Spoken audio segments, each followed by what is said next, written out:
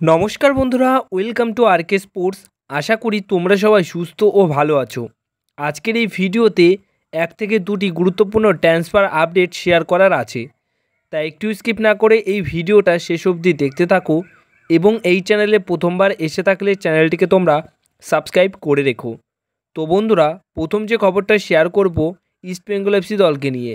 মূলত এই ভিডিওতে কলকাতার দুই প্রধান ইস্টবেঙ্গল ও মোহনবাগান দলকে নিয়ে আপডেট শেয়ার করা রয়েছে। তো ইস্টবেঙ্গল এফসি দল all set to sign Mohammedan SC দলের সেরা একজন তারকা ভারতীয় স্ট্রাইকার ডেভিড লালসাঙ্গার সাথে কিন্তু ইস্টবেঙ্গল এফসি দলের যে ডিলটি সেটা অল সেট টু সাইন হয়ে গেছে। তো এই সিজন শেষ হলেই ডেভিড লালসাঙ্গাকে তোমরা দেখতে পারবে ইস্টবেঙ্গল এফসি দলের জার্সি গায়ে খেলতে।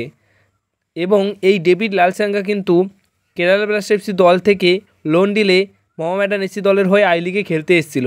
তো সেখান থেকে তার চুক্তি শেষ হয়ে যাচ্ছে এবং এই প্লেয়ারটিকে দলে নিয়ে নতুন চমক দিচ্ছে ইস্টবেঙ্গল এফসি দল। তো ইস্টবেঙ্গল এফসি দলের জন্য কিন্তু এটা একটা বড় ভালো সাইনিং হয়েছে বা হচ্ছে। এবার যে আপডেটটা শেয়ার করব সবশেষে মোহনবাগান দলকে নিয়ে, দারুণ খুশির খবর, আবার একটা দুঃখের খবর বা দুঃখ সংবাদও রয়েছে। সেটা হচ্ছে কিয়ান নাসিরি। দেখো, এই কিয়ান নাসিরি ধারাবাহিকভাবে গত কয়েকটা বছরে দুর্দান্ত পারফরমেন্স করেছে। বিশেষ করে এই বছরে তার ভালো পারফরমেন্স রয়েছে, বাট মানবীর সিং, লিস্টন ক্লাসও এই দুইজন উইঙ্গার ফেরার পর তাকে কিন্তু সেইভাবে আর ইউজ করতে পারছে না কোচ আন্তোনিও লোপেস হাবাস। কারণ আর ইউজ করার মতো পরিস্থিতির সম্মুখীন হচ্ছেই না দল।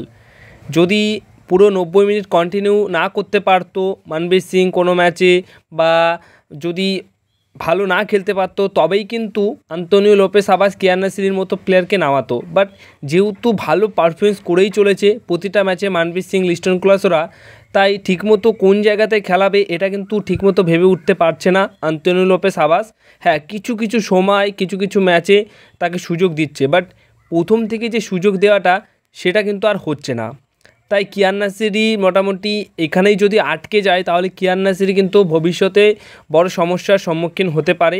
যদি অন্য কোনো দলে সই করে, সেখানে গেম টাইম পায় এবং গেম টাইম পেয়ে তার ভালো পারফরমেন্সটা তিনি তুলে ধরতে পারবেন, সেখান থেকে দাঁড়িয়ে ইন্ডিয়া টিমের হয়ে চান্সও পাবেন এবং সেখানে ইন্ডিয়া টিমের জার্সি গায়েও আমরা তাকে খেলতে দেখতে পারবো। তো আমার মতে, অনেকের হয়তো খারাপ লাগতেই পারে, বাট আমার মতে এটাই ঠিক হবে যে কিয়ান নাসিরি মোহনবাগান দল ছেড়ে অন্য কোনো দলে সই করুক, সেখানে গেম টাইম পাক এবং সেখানে ফুল গেম টাইম পাওয়ার পর তার নিজের যে সেরাটা সেটা মেলে ধরুক, সেখান থেকে দাঁড়িয়ে ইন্ডিয়া টিমের জন্য চান্স পাক। এটাই কিন্তু তার জন্য খুব ভালো হবে। আর সেই মতোই তিনি দল পরিবর্তন করতে চলেছে।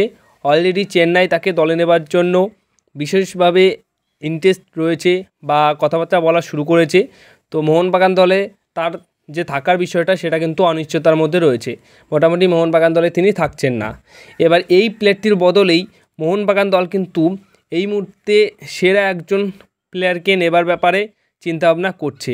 হ্যাঁ, ভারতীয় ফুটবলের এই মুহূর্তের ওয়ান্ডার কিড, সেই প্লেয়ারটি হচ্ছেন মোহাম্মদ সানান জামশেদপুর এফসি দলের হয়ে দুর্দান্ত পারফরমেন্স করেছে। তো সেই ক্ষেত্রে মোহনবাগান দলের যে স্কাউটিং ডিপার্টমেন্ট রয়েছে, সেই স্কাউটিং ডিপার্টমেন্টের যারা দায়িত্বে রয়েছে তাদের নজরে কিন্তু এই মোহাম্মদ সানান পড়ে গেছে এবং নজর পড়ে যাওয়া মানেই মোহনবাগান দল তাকে তুলে নেবে যে কোনো মূল্যেই। আর সেটাই হতে চলেছে। লেটেস্ট আপডেট, মোহাম্মদ সানানকে দলে নেবার ব্যাপারে ইন্টারেস্টেড রয়েছে।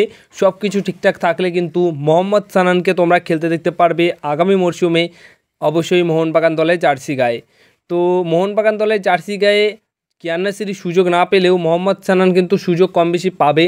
সেই ক্ষেত্রে হয়তো তিনি মেন টিমে সুযোগ না পেলেও তিনি কিন্তু যে আন্ডার 16-17 যে টিম রয়েছে, রিজার্ভ টিম, সেখানেও কিন্তু খেলার সুযোগ পাবে। তো সেই ক্ষেত্রে ভালো একটা সাইনিং হবে। আর ভারতের অন্যতম সেরা ক্লাবে মোহাম্মদ সানান খেলার সুযোগ পাচ্ছে, এটাও কিন্তু তার কাছে বিশাল বড় একটা ব্যাপার। তো মোহাম্মদ সানানকে যদি দলে নিয়ে নেয় সেটা তো দুর্দান্ত সাইনিং হবে। সেই বিষয়টা যখন কনফার্ম হবে তখন কিন্তু তোমাদেরকে আরও একবার জানিয়ে দেবো।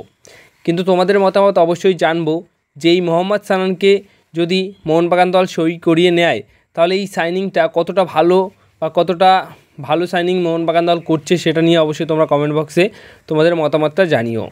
এই ছিল আজকের ভিডিও। যদি এই ভিডিওটা ভালো লেগে থাকে তাহলে ভিডিওতে করো একটা লাইক, আর যারা চ্যানেলটিকে এখনও অবধি সাবস্ক্রাইব করোনি অবশ্যই চ্যানেলটিকে তোমরা সাবস্ক্রাইব করে রেখো।